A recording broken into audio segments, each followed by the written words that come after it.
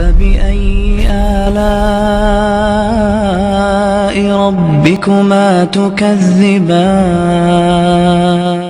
نبی علیہ السلام نے ارشاد فرمایا کہ جو شخص دنیا میں دوسروں کی غلطی کو جتنا جلدی معاف کرنے والا ہوگا، اللہ قیامت کے دن اس کی غلطیوں کو اتنا جلدی معاف فرما دیں گے۔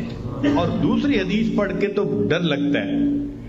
نبی علیہ السلام نے فرمایا کہ اگر کوئی بندہ دوسرے سے غلطی کی معافی مانگے اور فرمایا کہ اگلا کہے میں معاف نہیں کرتا، نبی علیہ السلام نے فرمایا یہ جو کہہ رہا ہے نا میں معاف نہیں کرتا، یہ قیامت کے دن میرے سامنے حوض کوثر پہ حاضر نہ ہو۔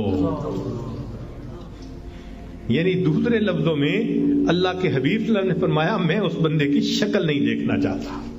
آج تو یہ حال، خاوند بیوی کی غلطی کو معاف نہیں کرتا، بیوی خاوند کی غلطی کو معاف نہیں کرتی۔ اللہ اکبر کبیرہ۔ سوچئے تو صحیح ہمارے دل کی حالت کس قدر بری ہو چکی ہے، اپنوں کو معاف نہیں کرتے۔ ایک بزرگ تھے، حج کے سفر پر گئے، ان کے ہاتھ میں ایک تھیلا تھا، اس میں ان کے پیسے بھی تھے، سارا کچھ تھا۔ ایک نوجوان آیا اور اس نے جلدی سے دوڑتے ہوئے جو ہمیانی ان سے چھینی اور چھین کے بھاگ گیا۔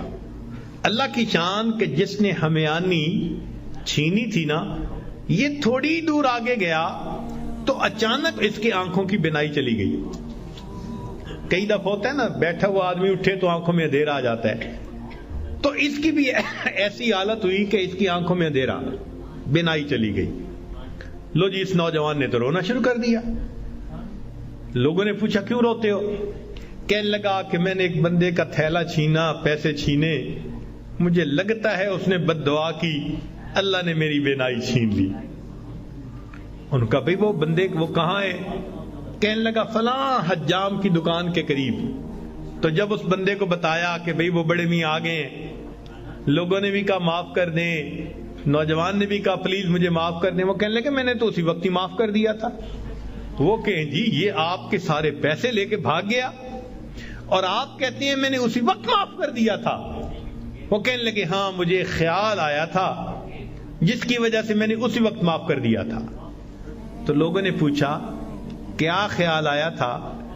تو وہ بڑے میاں کہنے لگے کہ جب یہ میرا تھیلا لے کے بھاگ گیا تو میرے ذہن میں خیال آیا قیامت کا دن ہوگا اور میں اگر اللہ کے سامنے مقدمہ پیش کروں گا تو اس بندے سے حساب لیا جائے گا، اور جتنی دیر میرے اور اس کے مقدمے کے فیصلے ہونے میں لگے گی، آقا صلی اللہ علیہ وسلم نے فرمایا میں امت کا حساب مکمل ہونے سے پہلے جنت میں نہیں جاؤں گا۔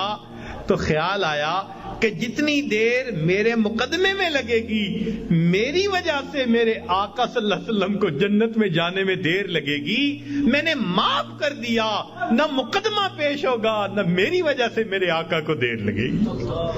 آج ہماری اگر یہ سوچ بن جائے تو ہم ہر ایک کو معاف نہ کر دیں کہ ہماری وجہ سے تو ہمارے آقا کو دیر نہ لگے نا جنت میں جانے میں۔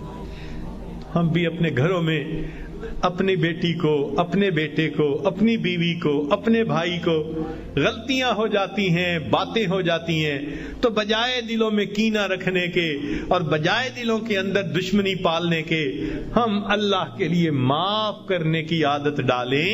یہ نبی علیہ الصلوۃ والسلام کی عادت مبارکہ ہے۔ اللہ ہمیں اس سنت پر عمل کرنے کی توفیق عطا فرمائے، اور اس کے بدلے اللہ قیامت کے دن ہمارے قصوروں کو معاف فرما دے۔ میرے دوستو، ہم اس کے زیادہ محتاج ہیں۔ دوسرے نے تو ایک غلطی کی ہوگی اور ہم نے پتہ نہیں اللہ کے کتنے گناہ کیے ہیں۔ اگر ایک غلطی کو معاف کرنے پہ وہ پروردگار سب گناہوں کو معاف کر دے تو سستا سودا ہے۔ اس لیے جب بھی کوئی معافی مانگے یا نہ بھی مانگے، اللہ کی رضا کے لیے اللہ کے بندوں کو معاف کر دیا کرو۔ اللہ تعالی ہمیں اس صفت کے ساتھ بقیہ زندگی گزارنے کی توفیق عطا فرمائے۔ وآخر دعوانا ان الحمد للہ رب العالمین۔